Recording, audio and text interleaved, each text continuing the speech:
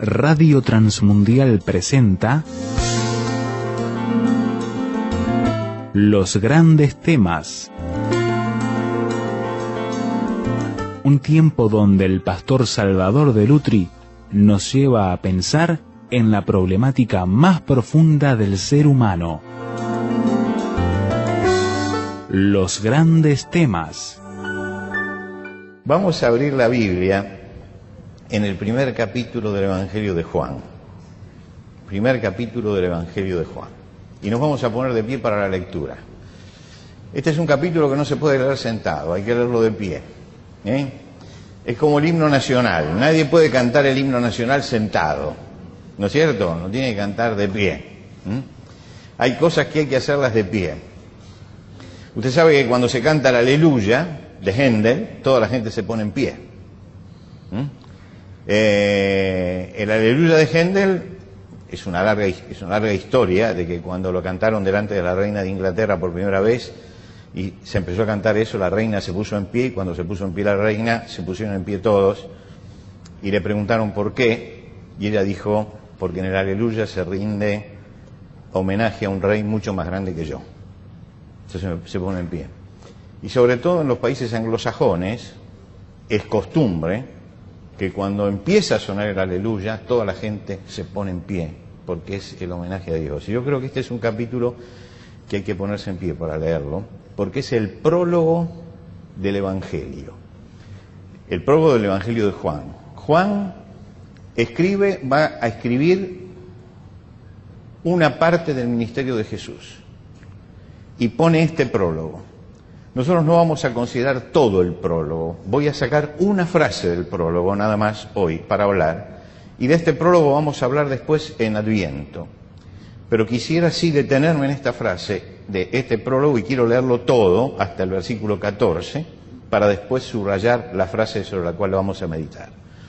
Dice así: en el principio era el Verbo y el Verbo era con Dios y el Verbo era Dios.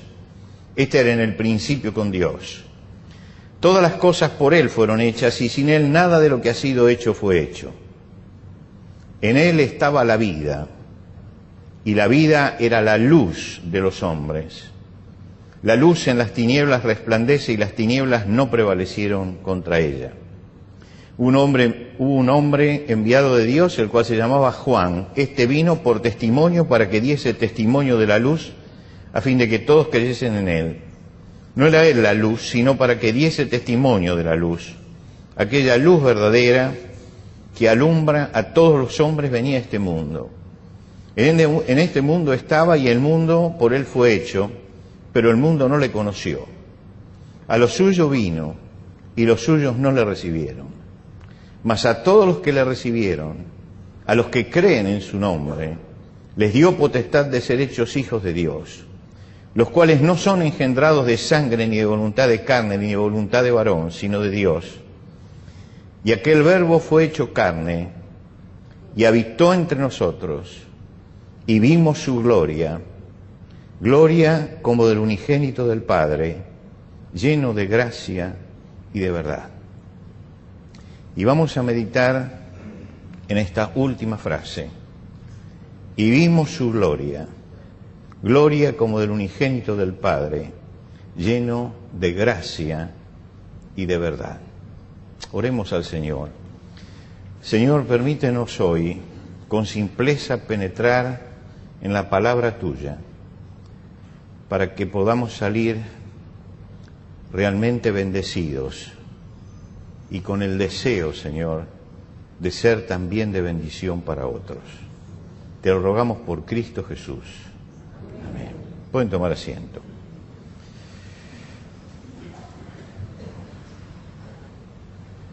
Juan había tenido una experiencia con Jesús, por eso puede escribir el Evangelio. Es decir, había sido uno de los primeros discípulos de Jesús.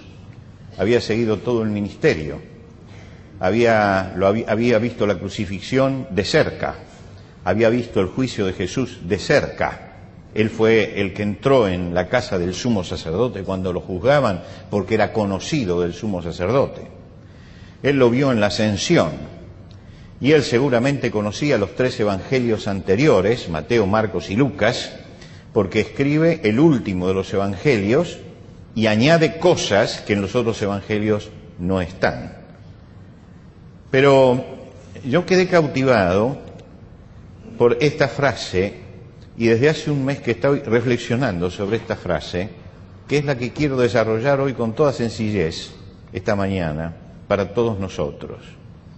Esta frase con la que él concluye este prólogo y donde deja de hacer la descripción de lo que sucedió para comprometerse, porque él dice vimos, está hablando como testigo, ¿no?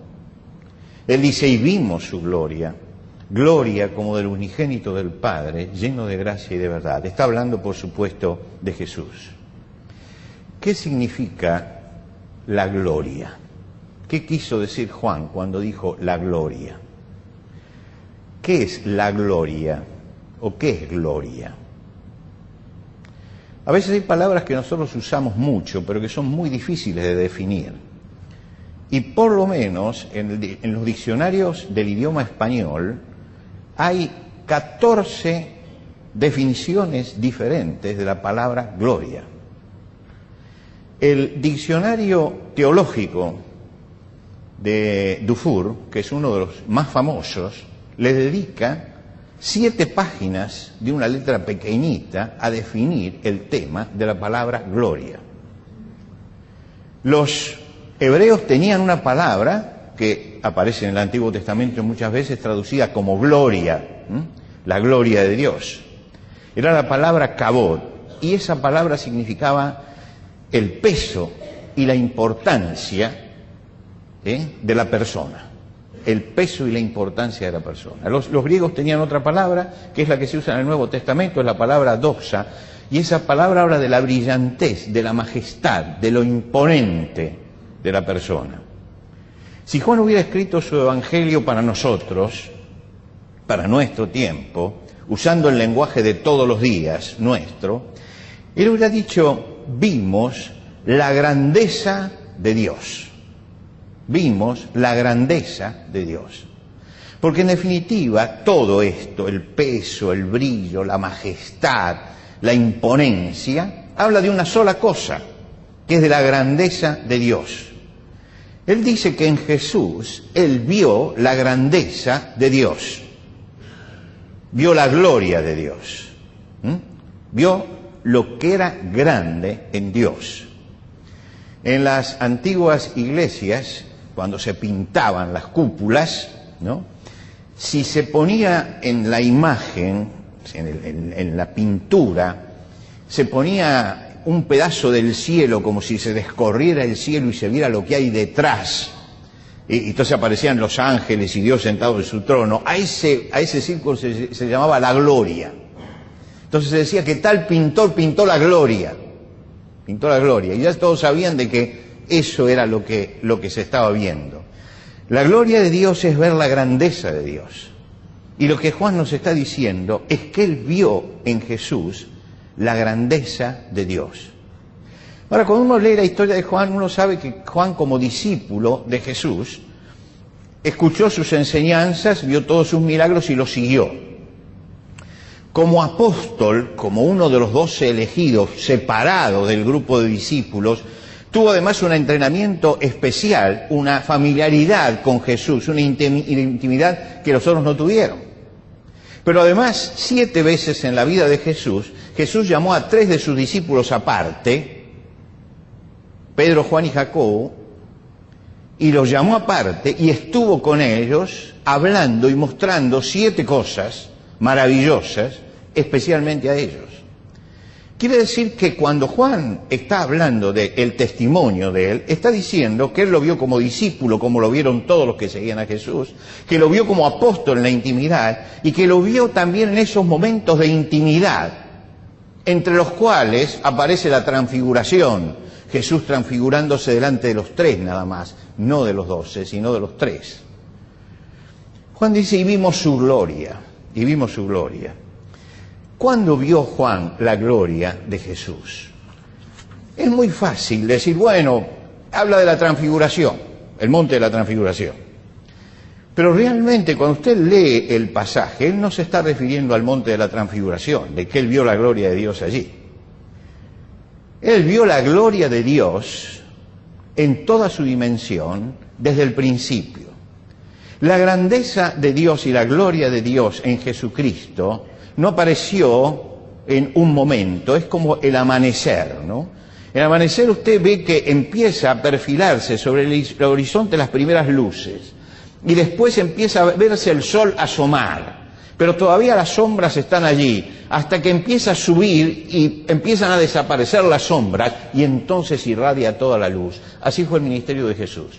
30 años estuvo allí en la carpintería trabajando y estaba como oscurecido el mundo, hasta que un día baja y se hace bautizar por Juan el Bautista cuando ya tenía 30 años y empieza a asomar algo en él, que hace que Juan le derive los discípulos y los discípulos empiecen a seguir a Jesús y empiezan a escucharlo y lo escuchan hablar del arrepentimiento, que es el primer mensaje que da Jesús. Arrepentíos de que se necesita un cambio, que se necesita un cambio del alma, y empiezan a ver la maravilla de las palabras. Y un día toma a sus discípulos y van hasta Caná de Galilea y van a un casamiento, allí hay una boda, un matrimonio, y se quedan sin vino y piden a Jesús y Jesús hace el primer milagro y entonces ellos se quedan, porque no es solamente que habla, es que empezamos a ver la maravilla de alguien que empieza a tener poder.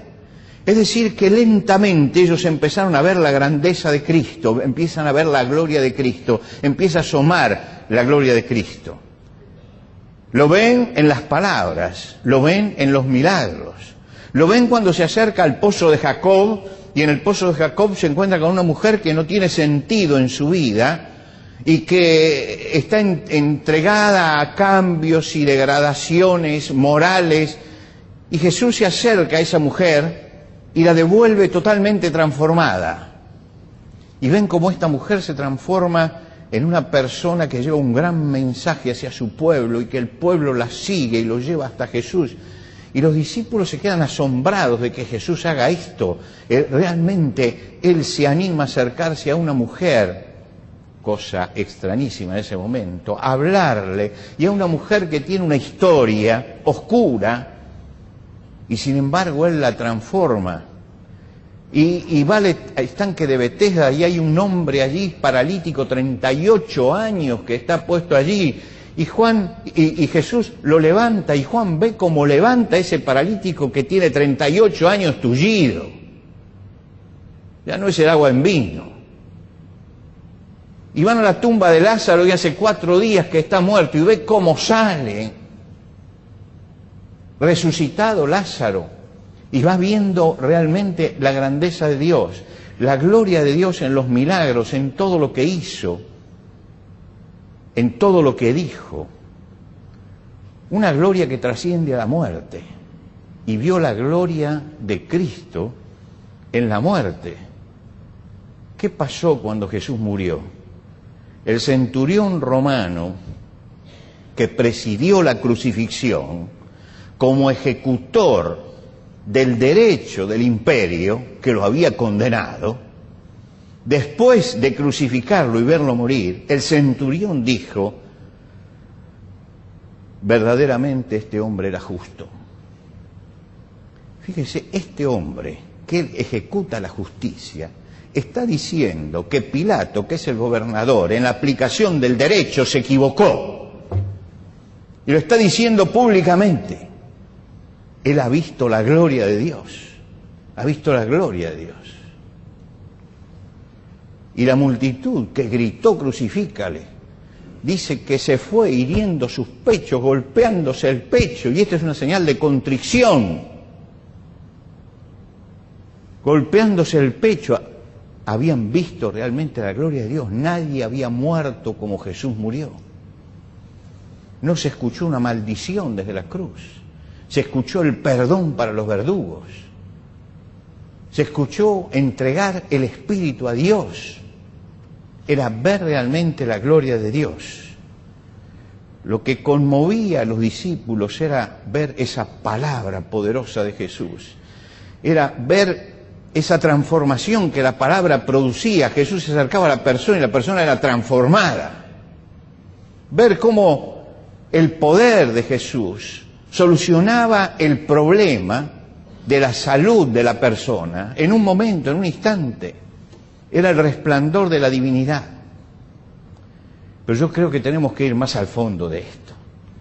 Que si nos quedamos en esto, pensando que la gloria de Dios es solamente eso lo que vio Juan, creo que nos quedamos solamente en la superficie. Lo que Juan vio fue que en todo esto que Jesús hacía, había una coherencia total en su persona.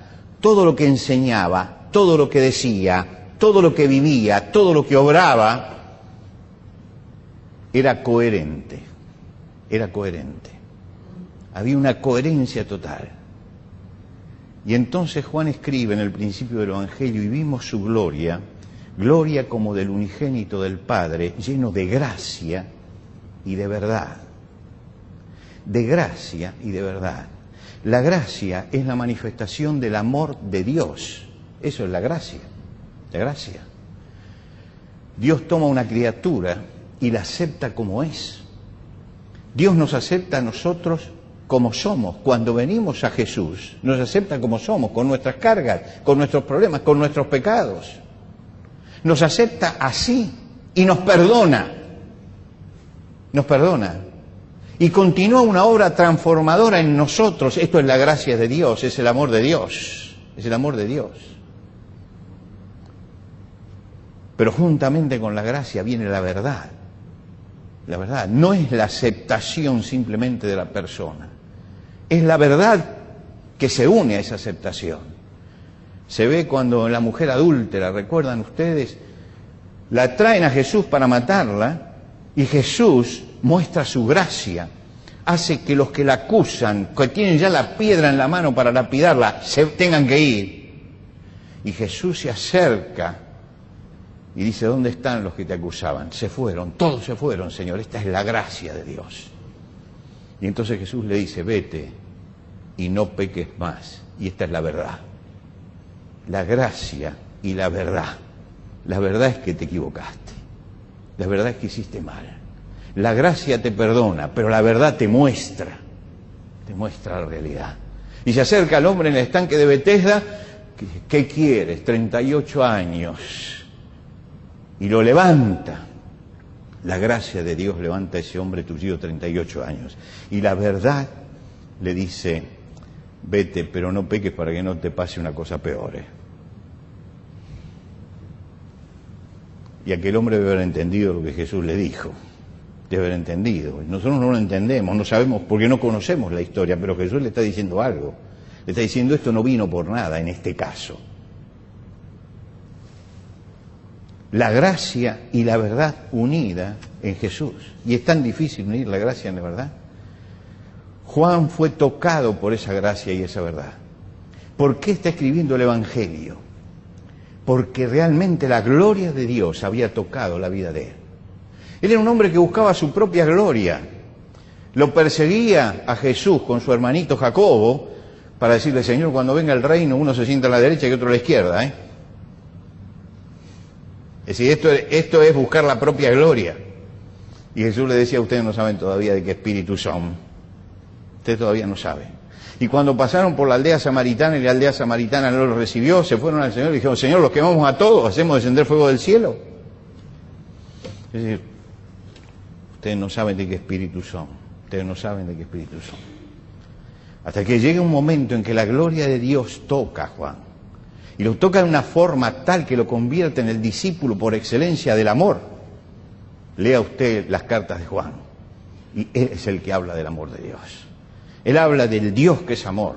Se olvidó de la propia gloria. Se olvidó de la propia gloria. No la busca más. Ha visto la gloria de Dios y ahora él está buscando la gloria de Dios. Y cuenta la historia, no el Evangelio, sino la historia, que Juan vivió hasta los 90 y tantos años, se calcula que hasta los 95 años, y que lo tenían que llevar, cuenta Eusebio en su historia, lo tenían que llevar entre dos personas a la iglesia, cuando la iglesia se reunía, porque no podía con su cuerpo. Y apenas, dice, podía hablar, pero cuando hablaba decía, ámense los unos a los otros. La gloria de Dios, la gloria de Dios. Él había visto la gloria de Dios. El apóstol Pablo escribe en la segunda carta a los Corintios y dice así: porque el mismo Dios que mandó que la luz brotara de la oscuridad, es el que ha hecho brotar la luz de Él en nuestro corazón.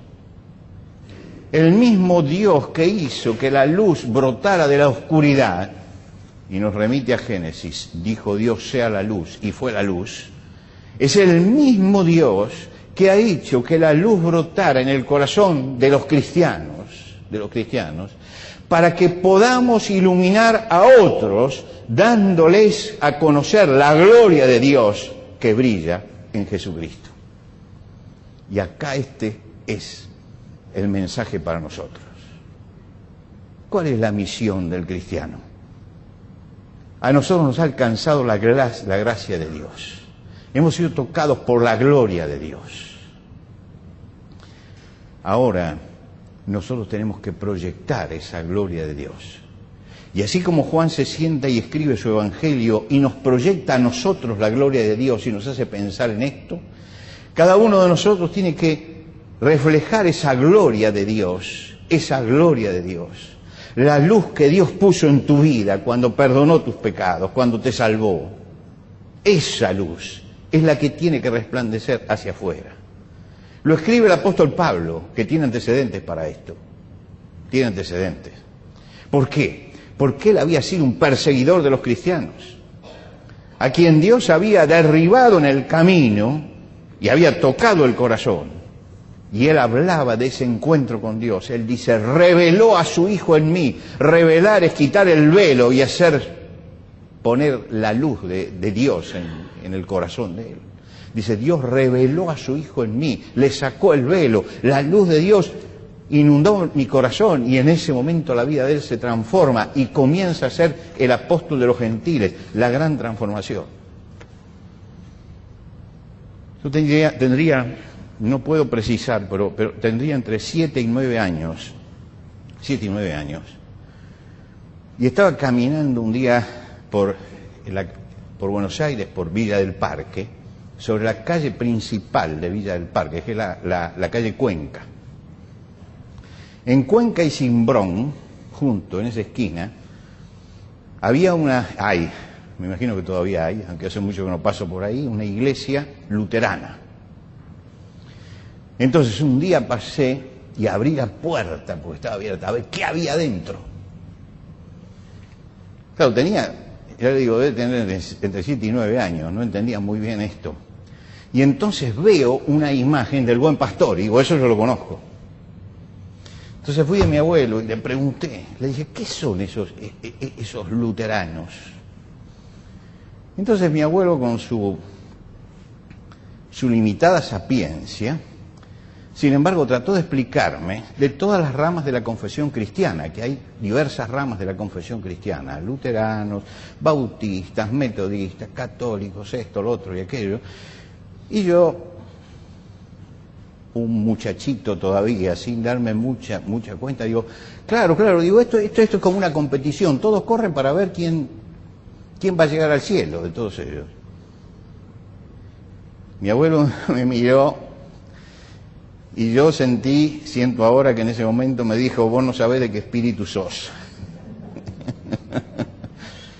Pero me dijo algo muy importante. Dijo, mirá, los verdaderos cristianos son únicamente los que han entregado su vida a Jesucristo. Son los que han entregado su vida a Jesucristo. Y yo en ese momento no entendí la explicación, me molestaba esa transversalidad, ¿no? De que los cristianos son los que han entregado su vida a Jesucristo. No, yo quería que los pusiera todo en un paquete y que dijera, este paquete es. Después entendí que yo quería separar el trigo de la cizaña y no se puede separar el trigo de la cizaña, ¿vio? Jesús lo dijo. Pero él dio una definición de cristianismo que es importante. Los verdaderos cristianos son únicamente los que han entregado su vida a Jesucristo.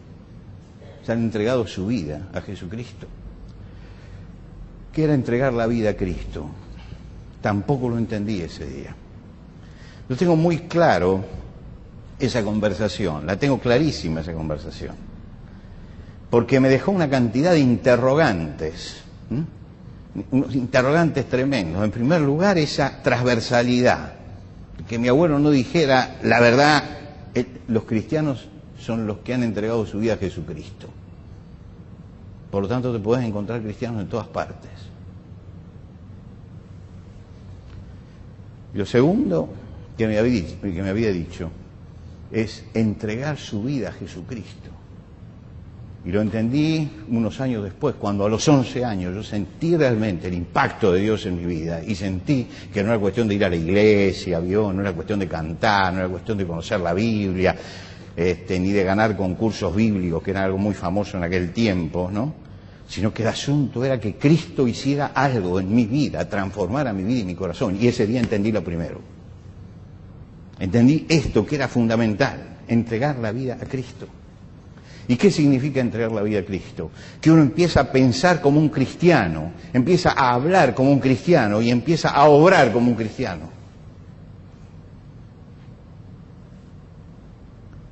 Y yo miraba en ese momento, cuando entendí la segunda parte de esta historia, miraba a mi abuelo, que era el que me había dicho que había entregado la vida a Cristo. Usted se acuerda que, no sé si en este tiempo, pero en aquel tiempo había siempre problemas de medianera entre los vecinos. Que apoyaste, que no apoyaste, que la paré, que no la paré, que el ladrillo, que no me pagaste los 20 centímetros.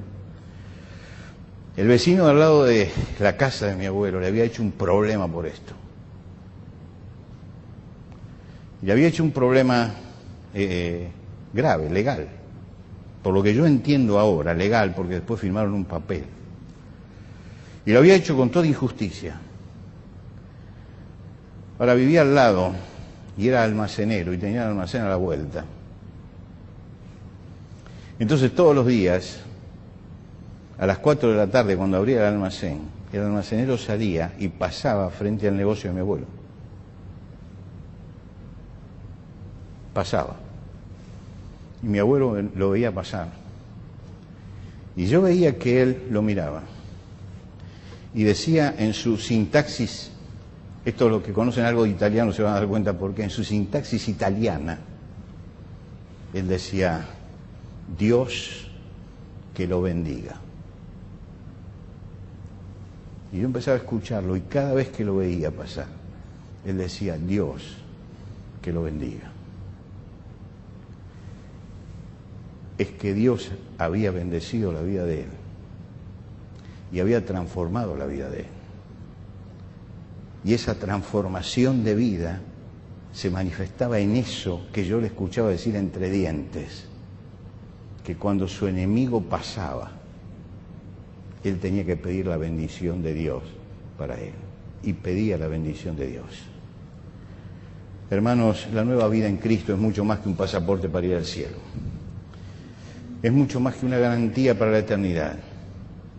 Es Cristo por el Espíritu Santo presente en nosotros, obrando en nosotros, para que la gloria de Cristo se vea. Se está viendo la gloria de Satanás en todas partes.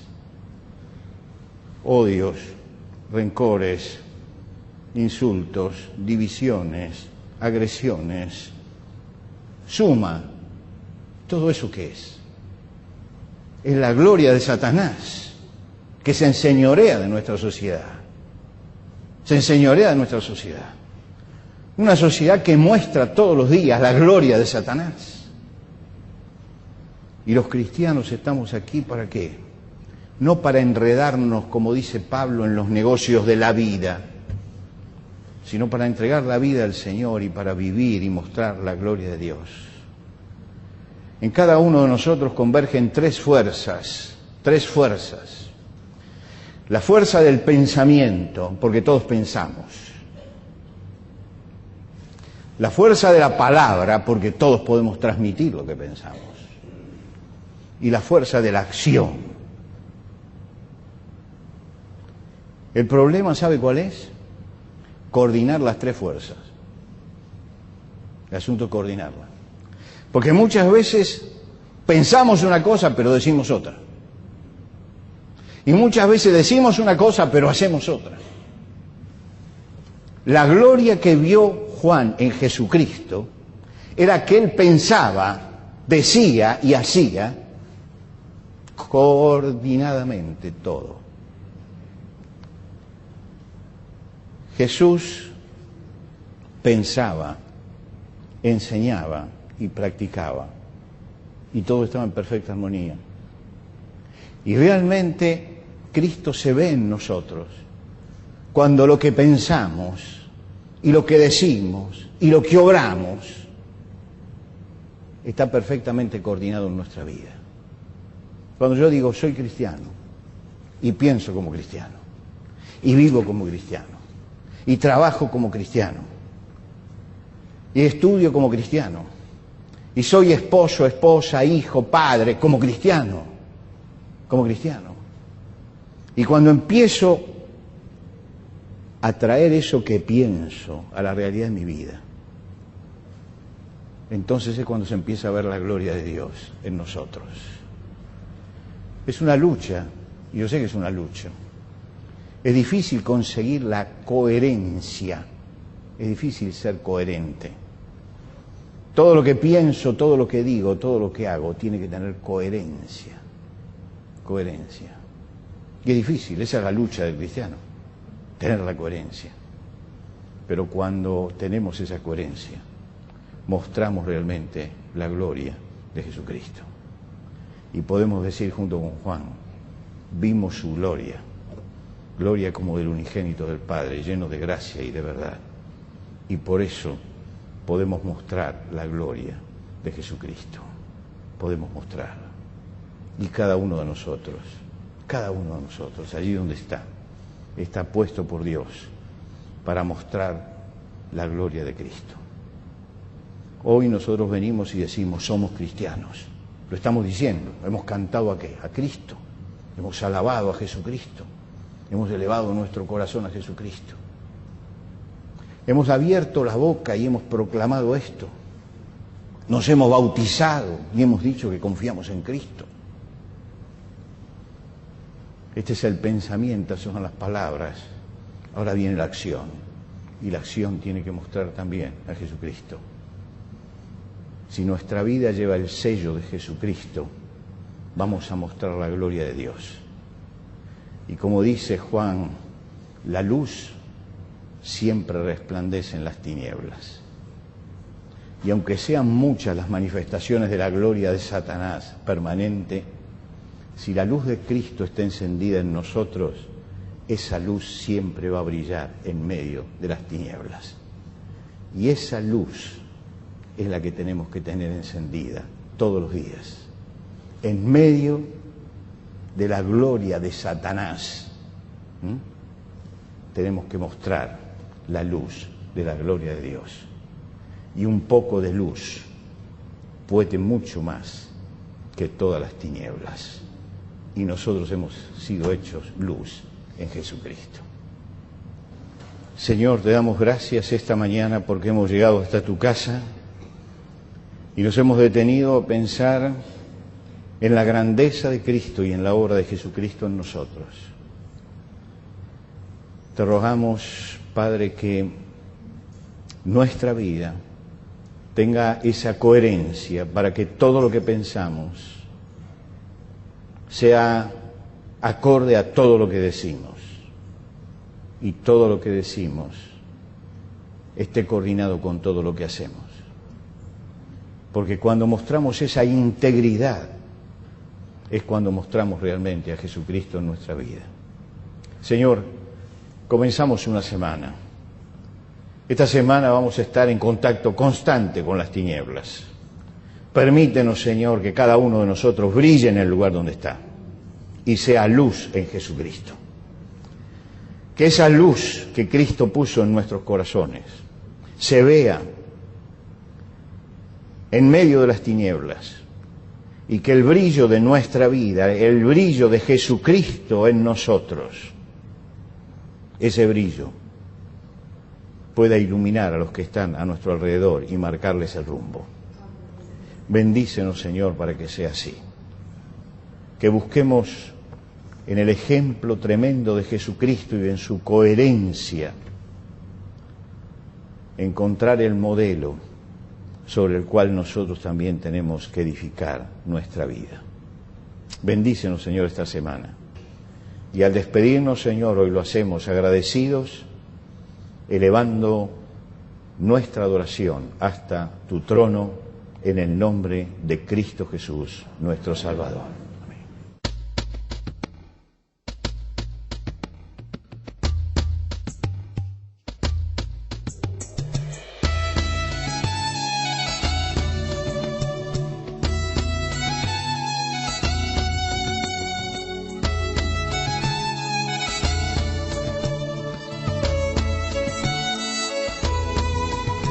Antes de finalizar los grandes temas del día de hoy, les queremos dar los canales de comunicación donde usted puede entrar en contacto con el pastor Salvador de Lutri.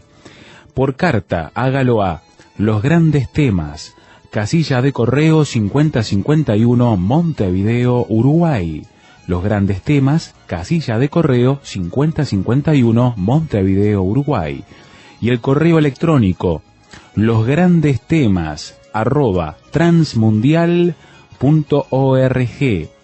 losgrandestemas@transmundial.org. Nos encantaría escuchar de usted, saber cuáles son sus comentarios, preguntas, reacciones e inquietudes sobre el tema de hoy. Por ahora nos despedimos hasta otro espacio de Los Grandes Temas, una producción de Radio Transmundial.